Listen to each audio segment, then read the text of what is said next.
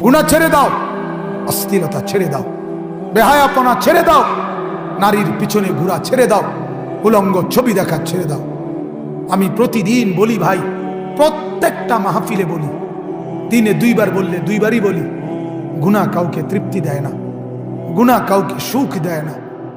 প্রতিদিন আমি বলি, মদ যে খায় তার তৃপ্তি নাই, সে আরো নেশা করতে চায়। জুয়া যে খেলে তার তৃপ্তি নাই, সে আরো জুয়ার মধ্যে লেগে থাকে। নারীর ছবি উলঙ্গপনা, বেহায়া, জিনা, ব্যভিচার যে করে তার তৃপ্তি নাই, সে আরো নারীর জন্য পাগল হয়ে থাকে।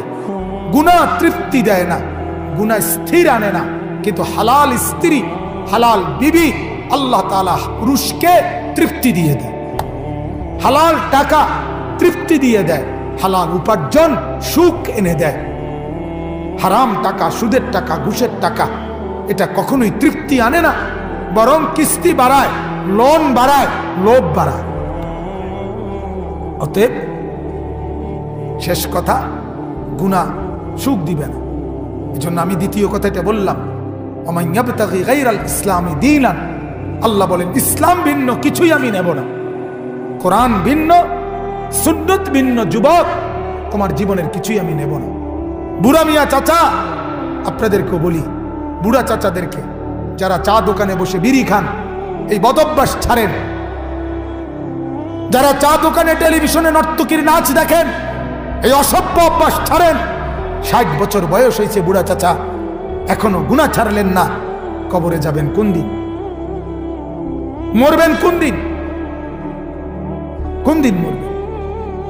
ইসলাম ভিন্ন, যেই কোনো কাজকর্ম, ক্রিয়াকলাপ আল্লাহ বলে আমি নেব না, নেব না। মুসলমান তোমাকে বলছি, তোমাকে আমি দিছিলাম, আমি পুরা ইসলাম দিছিলাম। আহা কি সৌভাগ্য আমার, যেদিন আমি জন্ম নিছি।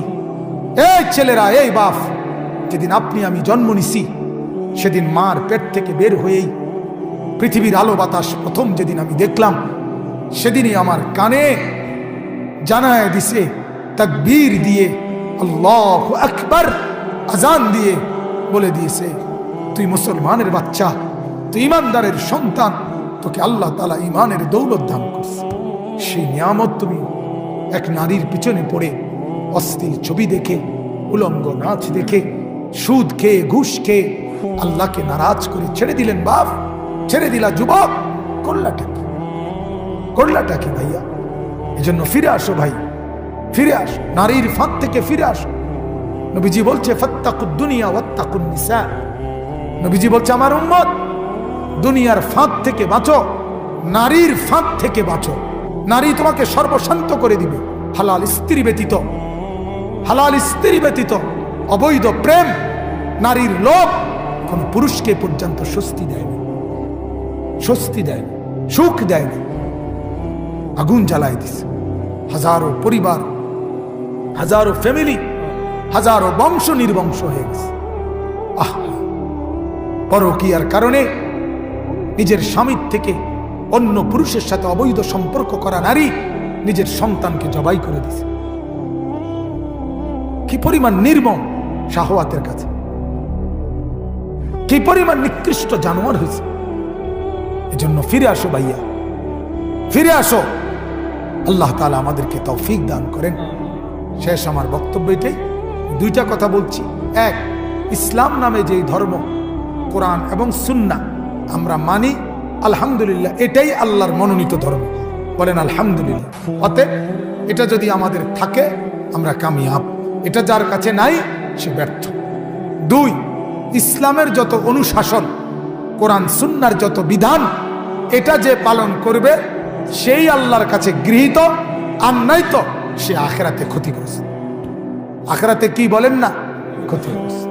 আল্লাহর নবী এটাই বলছেন, বুনিয়াল ইসলাম আলা খামস, ইসলাম 5টি জিনিসের নাম। আল্লাহর উপরে শাহাদাত, রাসূলের শাহাদাত, 5 ওয়াক্ত নামাজ, বছর শেষে যাকাত, সামর্থ্য হলে হজ, এবং আল্লাহ তাআলার দেওয়া রমজান মাসের রোজা।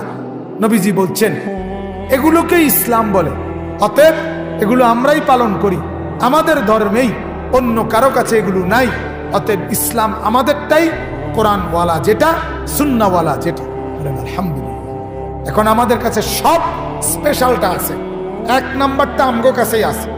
আমাদের আল্লাহ আমরা সঠিকভাবে চিনি, আমাদের রসুল আমরা সঠিকভাবে চিনি, আমাদের কিতাব আমরা সঠিকটাই আছে, আমাদের সুন্নাত সঠিকটাই আছে। এবার যদি বন্দেগী সঠিক হয়, ইনশাআল্লাহ আমাদের গন্তব্য জান্নাত। আমার বাপ স্রোতের মতো আমরা আমাদের সন্তানদেরকে ভাষায় দিলাম।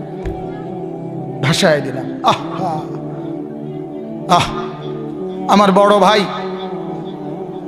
বড় ভাই একবার ক্লাস 8-এ পড়ার সময়, আমার মা বলছে, ক্লাস 8-এ পড়ার সময় বন্ধুদের সাথে একবার 1.5 মাস পড়ালেখা বন্ধ রাখছে, দুষ্টামি করে পড়ে নাই, মাদ্রাসায় পড়তো।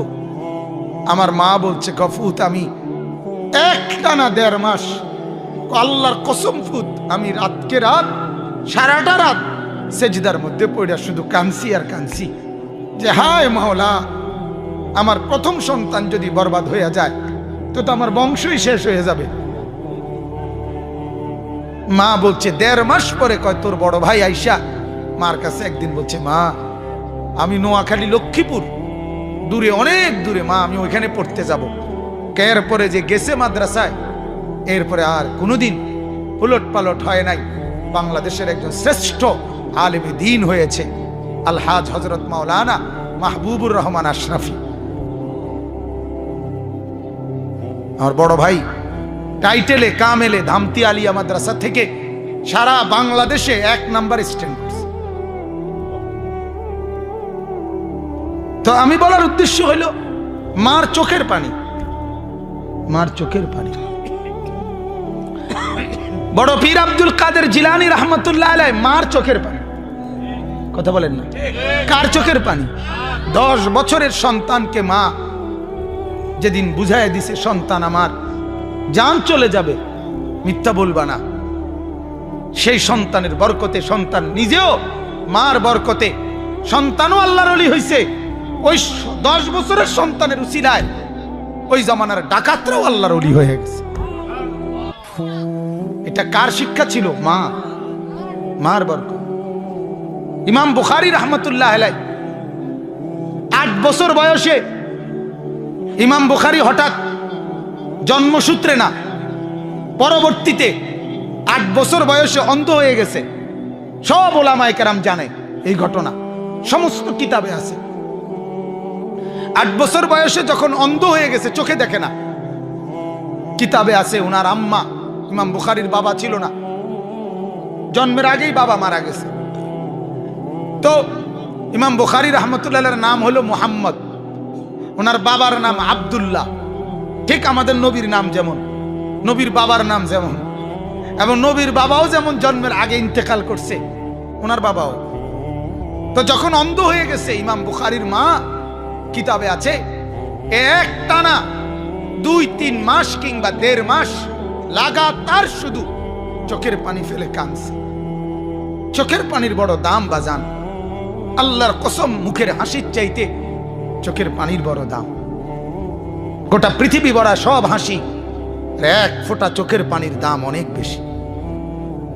তো মায়ের চোখের পানি, মা বলছে, আল্লাহ আমার স্বামী নাই, আমার একমাত্র প্রথম সন্তান, আমার স্বামীর আমানত, আমার এই সন্তানকে তো আমি বড় আলেম বানাবো, মুহাদ্দিস বানাবো, হাদিস পড়বে, জামানারা বড় আলেম হবে। আল্লাহ আজ যে আপনি তার চোখের আলো নিয়ে গেলেন, তাহলে আমার সন্তানটা আলেম হবে কেমনে, হাদিস পড়বে কেমনে রব্বুল আলামিন? কিতাবে স্পষ্ট আছে। একদিন রাত গভীরে এই কাঁদতে কাঁদতে ইমাম বুখারীর মা ঘুমায় গেছেন, স্বপ্নে সরাসরি সাইয়্যিদুনা ইব্রাহিম আলাইহিস সালাম, ইব্রাহিম নবী ওই মাকে স্বপ্নে দেখাইছে, মা তোর চোখের পানির বরকতে আল্লাহ তাআলা তোর সন্তানের চোখের আলো ফিরাই দিছে।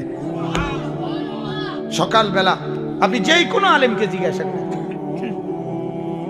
সকালবেলা ইমাম বুখারী চোখ মেলে বলতেছে, মা আমি তো জগৎ দেখি, মা আমি সব দেখি। কিতাবে আছে, ইমাম বুখারী বলেন, আমার মায়ের দোয়ার বরকতে আল্লাহ তাআলা আমার চোখের আলো এমন বাড়ায় দিছে যে আমি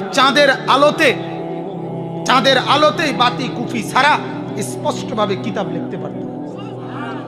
এমন পাওয়ার দিছেন ইমাম বুখারী। মার বরকত। এই যে আজমিরে, যার নাম আপনারা সবাই জানেন, খাজা মুঈনুদ্দিন চিশতি আজমিরি রাহমাতুল্লাহ আলাইহি, নাম শুনছেন না? উনি কথা বলেন। 90 লক্ষ বেঈমান যার হাতে কালেমা পড়ে মুসলমান হয়েছে। 9 লাখ না 90 লাখ। এই বড় পীর, এই খাজা মুঈনুদ্দিন চিশতি রাহমাতুল্লাহ আলাইহি, উনি একদিন 15 দিন সফর করে এসে ওনার মাকে বলছিলেন, মা এই 15 দিনে আপনার সন্তান, আমি আল্লাহর দিকে মানুষকে দাওয়াত দিতে গিয়া মা প্রায় 7 লাখ মানুষ আমার হাতে কালেমা পড়ছে মা। তখন কিতাবে আছে, আমি নিজে কিতাবে, উর্দু কিতাবে পড়ছি। খাজা মুঈনুদ্দিনের মা বলছে, মুঈনুদ্দিন আল্লাহর কসম বাপ, এটা তোর জবানের বরকত না, বরং এটা আমি মায়ের পবিত্র দুধের বরকত। বলছে মানে মা? বাপ আমি 2 বছর তোকে দুধ খাওয়াইছি। আল্লাহর কসম এই 2 বছর দুধ খাওয়াইয়া কোনো দিন বিনা অজুতে তোকে এক ঢোক দুধ খাওয়াইনি। আমার পবিত্র দুধের বরকতে আল্লাহ তাআলা তোর জবানে বরকত দিছে, যার কারণে তোর হাতে মানুষ কালেমা পড়ে মুসলমান। মা আজ কোথায় আমাদের সেই মারা? কোথায় সেই মারা? এই বেনামাজি সন্তানের মা পরিচয় দেয় কেমনে? এই বেহায়া সন্তানের মা পরিচয় দেয় কেমনে? এদের বাবা পরিচয় দেয় কেমনে? জিন্দিগি মানে শুধু বাবার স্বপ্ন একটাই, আহা ছেলে নামাজ পড়ুক বা না পড়ুক, আল্লাহ ডাকুক বা না ডাকুক, কোনো না কোনো ভাবে কামাই রোজগারির একটা ব্যবস্থা করতে পারলেই হইল। দেশে থাইকা হোক, বিদেশে গিয়া হোক, সুদে টাকা দিয়া হোক, ঘুষ দিয়া হোক, বাটফারি করে হোক, সিটারি করে হোক, টাকার একটা লাইন হইলে ফোলাটা লাইনে পড়ছে। আল্লাহর কসম সেজদা ছাড়া আপনার সন্তান লাইনে পড়ে নাই। 7টা পৃথিবীর মালিক, কিন্তু আপনার ছেলে নামাজ পড়ে না, আপনার সন্তান বে লাইনে। কোন লাইনে? বে লাইনে নাই। গোটা দুনিয়া যদি 10-12 মালিক হয়, তারপরেও সন্তানটা লাইনে না। এজন্য বাবার তৃপ্তি হবে তখন, সন্তানরা সেজদা দিবে যখন, ঘরওয়ালা নামাজি হবে যখন। কোরআনুল কারীমের মধ্যে আছে, ইয়াকুব নবী নাম শুনছেন না? ওনার মৃত্যুর সময় উনি ওনার সন্তানদেরকে জিজ্ঞেস করছে, 11 ছেলেকে পাশে বসাইয়া বলছে, আম কুনতুম শুহাদা, কোরআনের আয়াত, ইদ হাদারা ইয়াকুব আল মাউত। আল্লাহ বলে, ও মানুষ শোনো, আমার নবী ইয়াকুবের মৃত্যুর ঘটনা।